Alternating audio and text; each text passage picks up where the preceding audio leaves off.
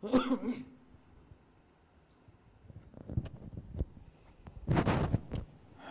عليكم ورحمة الله وبركاته.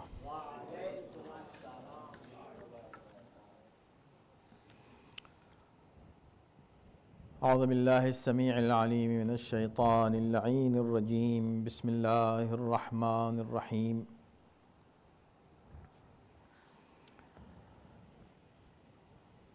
الحمد لله الذي كان موجودا قبل حدوث الأشياء ويبقى بعد فناء الأشياء. تفرد بالأولية والقدم ووسم كل شيء ما عداه بالفناء والعدم. كما قال عز شأنه: كل شيء هالك إلا وجهه وكل نفس ذائقة الموت. وقال: كل من عليها فان ويبقى وجه ربك ذو الجلال والإكرام. والصلاة والسلام على سيد الأنام سيدنا ونبينا ومولانا أبي القاسم محمد. اللهم صل على محمد وآله الطيبين الطاهرين المعصومين واللعنة الدائمة على أعدائهم أجمعين من الآن إلى يوم الدين. أما بعد، فقد قال الله في كتابه الكريم: بسم الله الرحمن الرحيم. يحسبهم الجاهل أغنياء من التعفف تعرفهم بسيماهم لا يسألون الناس إلحافا. صلوات. اللهم صل على محمد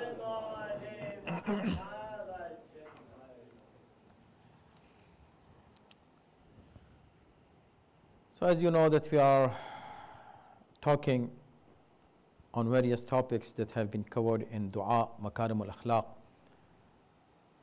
taught by Imam Zainul Abidin alayhi salam.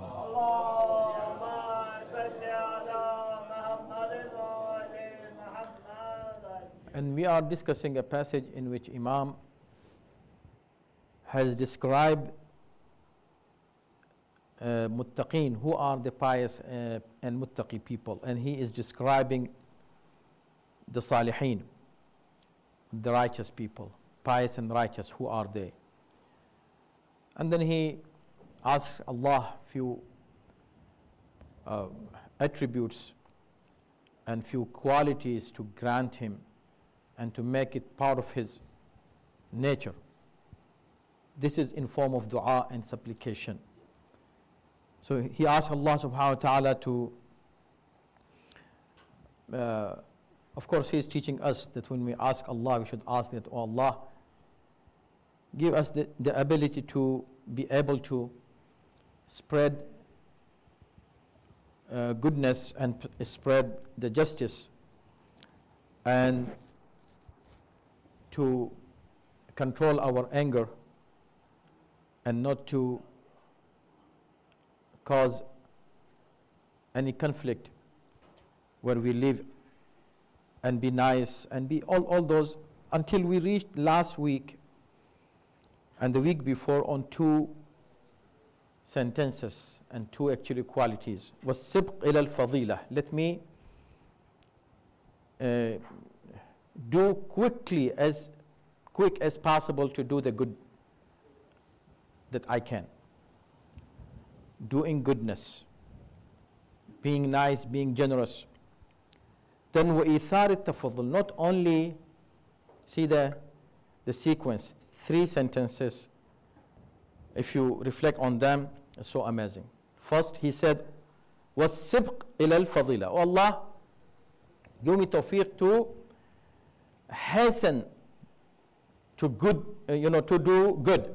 Anything good, let me do it quick, without any delay. Let me help people. Be kind and nice with others. Like, for example, giving charity. Let me give the sadaqah as soon as possible, not to delay in helping needy people. This is one, and we discussed that. The next sentence was وَإِثَارُ التَّفَضُّلِ. So once you help a person, you're helping, but this is just a help, not a sacrifice. You are not giving anything that you actually need. You're giving somebody something that he needs, but it's not going to affect your life. You are fine, right? You're just sharing something with someone that is not going to affect you or your life. So you are not in the need of something that you are sharing. This is first step of generosity. The next step is what? إِثَارُ التَّفَضُّلِ.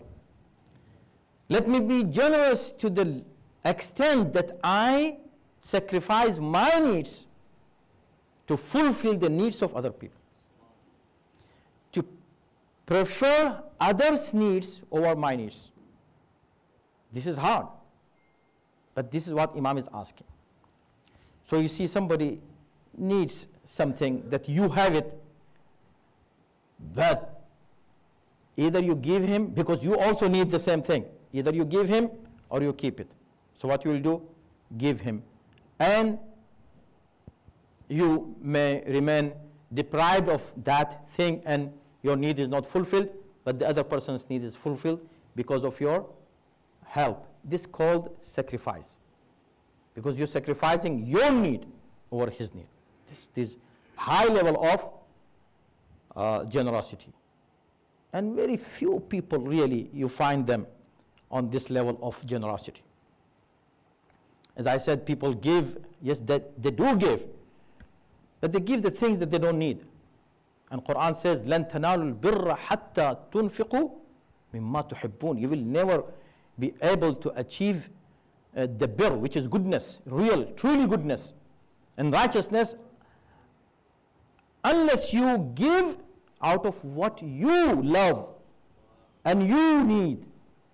So don't give in charity things that now you don't need them anymore. No, give the things that you need. We discussed that, right? So these are two levels. One, regular generosity. MashaAllah, if you are a millionaire, if you have a house of $1 million, right? And if you are giving $1,000 as a charity anywhere, to a school, to a center, to a masjid, to Imam Bargah, you're doing good. May Allah reward you for that. But this is not something that you can be proud of, or you can even mention it, or even you can even think about it. I did something. Yes, this $1,000 somebody is giving who really needs this $1,000 to pay his mortgage. He will remain behind if he is paying this $1,000. He might remain hungry for a few days if he's paying this $1,000. For him, $1,000 is a big deal. This person, if he is giving $1,000, yes, he is a generous person. He's really generous. Now there is a third step. We have to move quick in our discussion. Otherwise, there are so many things that we can include in our discussion. But here, wal-ifdal, this is the third one. And this is what we are talking today about. Wal-ifdal ala ghayr al-mustahab. Giving to a person who does not deserve. This is now even higher level. First, you are giving in charity things that you don't need. You giving them is okay, it is good, it's better than not giving, it is better than wasting them and not giving in charity. It's good. You are generous, mashallah, but you are on higher level of generosity if you're giving something that you need. It is called ithar. You're sacrificing. This is higher. But you're giving to somebody who really deserves that. Now, even higher than this, والإفضال على غير المستحق. So you're giving in the second level, you're giving to the person who deserves. You're sacrificing for someone who really deserves that need, that help. Now I'm saying, Ya Allah, make me such a generous person that I should start giving even to the people who don't deserve it. See, brothers and sisters, this is by itself is a very vast topic. It has so many details in it about istihqaq, mustahaq. Quran is amazing. Really amazing. Islam is amazing. We should be proud of it always. And thank Allah subhanahu wa ta'ala this great bounty of Islam. See, giving in Quran is mentioned even more than Salat. Can you imagine that? In details. Highly emphasized. Infaq means to spend in the way of Allah. Zakat, to give khums, to help needy people. How much emphasized? Show me one single ayat in the whole Quran in which Quran talks to the needy people and asks them to go and take this help. Show me anywhere. Go and seek help from rich people. Rich, spend in the way of Allah. I gave you mimma razaqnakum. It's not your money.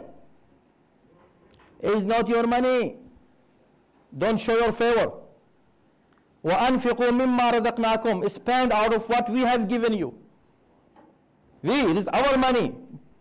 Don't give me the whole thing. No, little bit. Little from that. Just from the saving, not from whatever you earn. No, from the saving. Not the whole thing from your saving. Not even 50%. No, 20%. Give me little bit. Mimma razaqnakum, what I gave you. Okay, so this much emphasis on giving and helping people, but in the whole Quran, it never says that all people who are really, you are needy people, go to the rich people and ask your right. This is your right to go and ask them. I will tell them to give you and you go and take from them. No single ayat in Quran which says take. No order for taking. All orders for giving. So Islam wants a society of givers, not takers. Give. Okay, when you give to whom? To anybody? The person who you want to give, now, yes, there is a list of people who deserve your help. Masakin, fuqara, aitam, right? Needy people. ويطعمون الطعام على حبه مسكينا ويتيما وأسيرا. Yeah, there is a list of people who deserve your help. But those who deserve the help, Allah did not ask them to go and ask their right from aghniya, from the rich people. No. In the whole Quran. Why? Allah does not want you to go and ask. Allah wants the rich person who has the money, who Allah gave him the money, it is his responsibility to go and make the money reach to the deserving person. So how many ahadith we have? That a faqir, if he comes to you, it is a rahmat of Allah. Don't drive him away. You're driving rahmat of God away. He is coming. In one place, Imam says that when I give a faqir, I'm so thankful to him. Why? Because he is taking my baggage from here to the day of judgment. He is going to go and return this, what he's taking from me, in a huge amount. How? Of course, Allah is going to give it me back. But I'm not holding it by myself. He is holding my baggage. So when faqir comes to you, it is rahmat of Khuda is coming. See, Imam Zain al-Abidin alayhi salam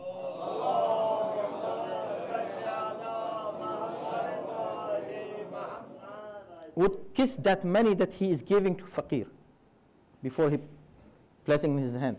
Somebody asked him, why are you doing this? He said, because Allah says in Quran, وَيَأْخُذُ الصَّدَقَاتِ, Allah takes the sadaqat. This sadaqah is not going in the hand of faqir and needy person, it is going in the hand of Allah subhanahu wa ta'ala. Allah is taking this sadaqah.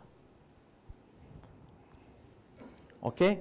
So it means the person who you are giving, he should be mustahaq. Yes. If he deserves, you go. It is your responsibility. Your responsibility does not stop only in taking your money out for khums, for zakat, for anything. No. It is your responsibility to take it to the mustahaq. Yes, you can trust somebody, but should be trustworthy. Trust someone, you give him and say, brother, take this money and make it reach to someone who deserves. And you trust him, now it is good, no problem. But you made sure that the money is reaching to mustahaq. It is not mustahaq's, it is not faqir's responsibility to come to you to take his money. It is your responsibility to take this money out and make it reach to mustahaq. And that's why we have a hadith that when Imam Zaman Ajarallahu Ta'ala Faraju Sharif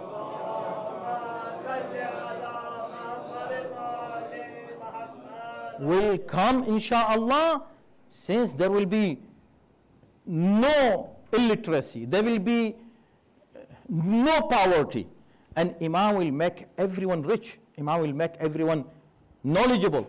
So the people who are giving zakat, they will take the zakat and ask, where should I spend this zakat? Who should I give this zakat? So mustahaq, you make it to reach mustahaq. This is one. This is wajibat. There are rules and laws about it. But sometimes you are spending in general sense without looking to a mustahaq. That is highest level of generosity. You're spending. Sometimes you know that he does not deserve. He is coming to you, he's asking you for help, and you know that he does not deserve. What should you do? Should not give him? This is very delicate issue here. If you know that he is going to spend this money in the wrong way, of course you should not give him. Why? Because you are helping him in doing something wrong. Or staying just being habitual of receiving help and not doing something. As I said, Islam says give. Islam never says take. Receive, no. No word receive, no. Give. So Islam wants you to be giver, helper. But somebody, you know that he does not deserve. Now what? So you have two choices. First, even if he does not deserve, he does not just deserve because he came to me and he has money, still he is asking money, only this issue, or my help is going to harm his life, maybe ruin his life more. Now it is your decision. If you see, no, it is just, I know a person, he just want to hide his situation, he is coming, and I know he has money, or he is not faqir, only this, give him. Even if he is not faqir, give him. If it is not affecting him negatively. To make it more clear, let me read this ayat from Quran. So beautiful. Allahu Akbar. Allahu Akbar. This Quran, brothers and sisters. Surah Baqarah, ayat number 273. Read the ayat before. Read it, please. This is a homework. Tonight, tomorrow, you have the whole week to read. The ayat before it, ayat after it. All about giving, all about infaq, all about spending in the way of Allah subhanahu wa ta'ala. Amazing ayat and beautiful ayat. Every ayat deserves to really be read and to be discussed in details. In this ayat particularly, in the beginning and the end, Allah is praising the people who spend in the way of Allah subhanahu wa ta'ala. Then he reaches to this sentence. This is what I want to refer to. It says, يَحْسَبُهُمُ الْجَاهِلُ أَغْنِيَاءَ مِنَ التَّعَفُّفِ. This is a very tricky issue. How do you know that somebody is mustahiq or not mustahiq? This is very hard and delicate issue. The people who take this responsibility, like the centers or the organizations who receive money from people to help people, this is very delicate. I think the most delicate responsibility they take on their shoulder. Now Quran says that there are some mustahaq, deserving people. They are faqir. They are literally, they are poor and faqir people. But the people who give zakat, they don't give them. They don't help them. They don't receive any help. They deserve help, but they don't receive any help. Why? يَحْسَبُهُمُ الْجَاهِلُ أَغْنِيَاءَ. The ignorant, the reason is that the ignorant thinks that they are needless or they are rich. مِنَ التَّعَفُّفِ, because of their modesty. They don't ask people. They are modest people. They keep the dignity and they feel it is against the dignity to ask people for help. They don't ask. When they don't ask, this not asking lets people who are jahil, Quran is calling them jahil, ignorant people, think that they don't deserve while they really deserve. See, تعرفهم بسيماهم. What can somebody do then? It's very hard. If I don't know that really whether he deserves or he does not deserve. He is faqir, but I'm thinking that he is not faqir because he's not asking. Do you know in your society how many people are like this? That is why it is wajib on you, on the community, on the alim of the community, on the trustees of any center, that they should take care of all people and check in what situation who is living his life. It should not be careless. The center is not just for Salat. Yeah, it is for Salat, but not just only for Salat. The center should take care of all aspects of your social life. Yes, this is the responsibility of the center and of the leadership and the volunteers who are working for the community. But the problem with them is that if they don't know if you don't know each other, if you don't have close relationship, how do you know that you need some help? Because you are not going to say it. Then what will happen? يَحْسَبُهُمُ الْجَاهِلُ. Quran is going to call me jahil. You call me alim, Quran will call me jahil. For what? Because I don't know the person whether really he deserves a help or he does not deserve the help. Why? Because of lack of communication, lack of information, lack of relationship. whatever. Islam wants us to be so close to each other that we should know the needs of each other. We should know that who needs what. And before he asks, we should go and fulfill the need before asking. Need before asking. Why you should wait for somebody to come and ask you? Don't you know that somebody really needs some help? You can go and ask him, brother, do you need any help? Can I help you in this? I know, for example, you have, let's say, a marriage of your daughter, for example. You have this traveling, you have this coming, you are going to buy a house, or you need a house, something like that. Do you need any help in there? Can I help you in that? Why he should come and ask you for help? Islam never said that you go and ask. No. Islam told us to go and ask them whether they want any help.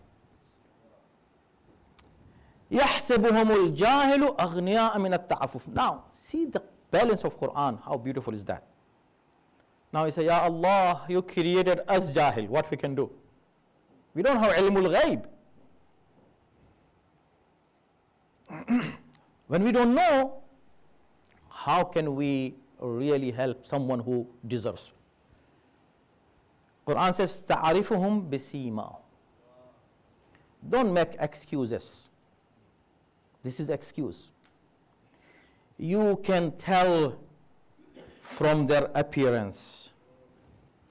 From their appearance. It is known from your living status. Don't just be proud of your status. People have divided the community into classes. Astaghfirullah Rabbi wa atubu ilayh. Classes, the upper class, medium class, lower class. What? Where did you get these classes? Islam is one. Everybody is equal in the eyes of Allah, and maybe the person who you considering him among lower class, he may be in upper class in the eyes of Allah subhanahu wa ta'ala. How do you know that? So what you do? تعرفهم بسيماهم. Don't make excuse that I don't know. You can see somebody's car. You can tell. Somebody's house, you might say. Somebody's situation, his face will tell you. Sima means his face will tell you he needs something, but he is not saying it. Allahu Akbar. In this situation, which is very delicate, Imam Zainul Abidin is teaching us to ask Allah subhanahu wa ta'ala, Ya Allah, make me able to help the person who is not deserving. Right? You say, no, he does not deserve. Does not deserve. Maybe he is among those people that Allah is saying, يَحْسَبُهُمُ الْجَاهِلُ أَغْنِيَاءَ, ignorant, consider him rich. Maybe he is from those people. He is not asking out of ta'affuf because of why? The modesty that he has inside. Help him. Help your brother and sister. You don't know what is the situation in your relatives. You don't know. If you don't know, this is another sin that you don't know about them. You should know. And when you know, don't let them ask, you go and help them out. If you feel that they know. Without asking. I have so much to speak here. I have so many hadith here in front of me.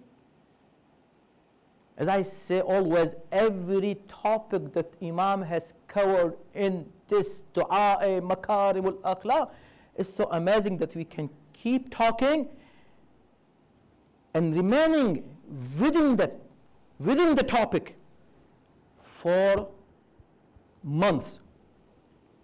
Tens of speeches are not enough to really explain just one topic that Imam is talking about.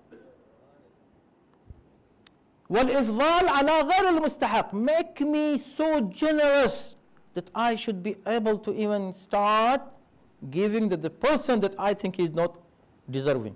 But simahum, Quran says, see the balance? Quran says no. From his face it shows that he is in trouble. You don't know your friends? You cannot tell that he is today, he's not feeling good. You cannot ask him. Have the bond, strong bonds, social, and your community should be so close that you should tell from the faces of your brothers and sisters what is going on with them. Don't let them ask. Let me finish on this. The time is over. How beautiful this religion is, brothers and sisters. This dua in Rajab, what you say? When you ask Allah subhanahu wa ta'ala in that dua of Rajab only. Ya man yu'ti man sa'ala. This is Allah's attribute. You praise Him by saying this, Oh Allah, give me. Oh Allah who gives the person who asks. Ya man yu'ti. Oh Allah who gives man sa'ala. Anybody who asks you, you give him. Ya man yu'ti man lam yas'alhu. Oh Allah, you are the one who gives the person who never asks you. Is Allah a giver only when somebody asks? No. If you try to take a list of bounties and favors that you received from Allah, you will find 99% of the favors you received without asking Him. Maybe 1% or less than 1% favors are the favors that you asked and He gave you. So He never let you ask, He keep giving you without asking. And تَخَلَّقُوا بِأَخْلَاقِ اللَّهِ. You have to be such that Allah's attribute should reflect in your akhlaq and in your behavior. The reflection of Allah's attributes should appear, should manifest in your behavior. Give without asking. Should be a giver without asking. Ya man yu'ti man lam yas'alhu wa man lam ya'rifhu. Not only the person who does not ask you, give him, Ya Allah, even the person who does not know you, you still give him. يطعمون الطعام على حبه. 3 days, Ahlul Bayt kept giving their food, the whole thing that they had, everything they gave. They left nothing for themselves for 3 days. They remained hungry and they were feeding the needy people for 3 days. None of them who were coming was a person that the Ahlul Bayt knew them. No, miskeenan. There was a miskeen, someone who said, I'm a miskeen. Okay, give him. We don't know him, but give him. I'm a yatim. Give him. We don't know this yatim, but let's help him. Asir. So, this is the attribute of Allah subhanahu wa ta'ala. And this is what Imam is asking Allah in this beautiful sentence. This is now your homework to go and elaborate on this more and enjoy the dua of our Imam. وَالْإِفْضَالُ عَلَى غَيْرِ الْمُسْتَحَقِ. Ya Allah, make me generous to the level that I should even spend on those people who do not deserve.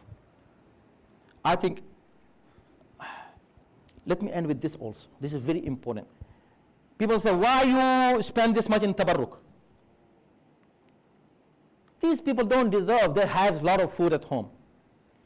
You have no idea, among 200 people, if 2 people were really hungry and they were dependent on this tabarruk, you have no idea that you spend even you spend 2,000, it's worth it to give those 2 people with dignity.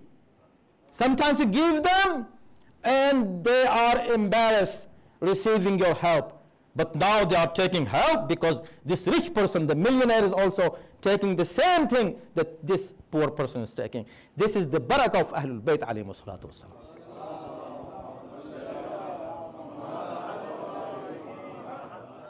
And the blessing of Ahlul Bayt and Imam Hussain on this community, and the community who is receiving and the community who is giving, both are blessed by Ahlul Bayt and Imam Hussain alayhi salatu wassalam. So never talk about tabarruk of Imam Hussain alayhi salam. This tabarruk means barakah. This is really blessing. It is really barakah. May Allah subhanahu wa ta'ala keep his blessings, continue his blessings on all of you, and keep the unity, and keep us really follow the teachings of Quran and Ahlul Bayt alayhi salatu wasalam.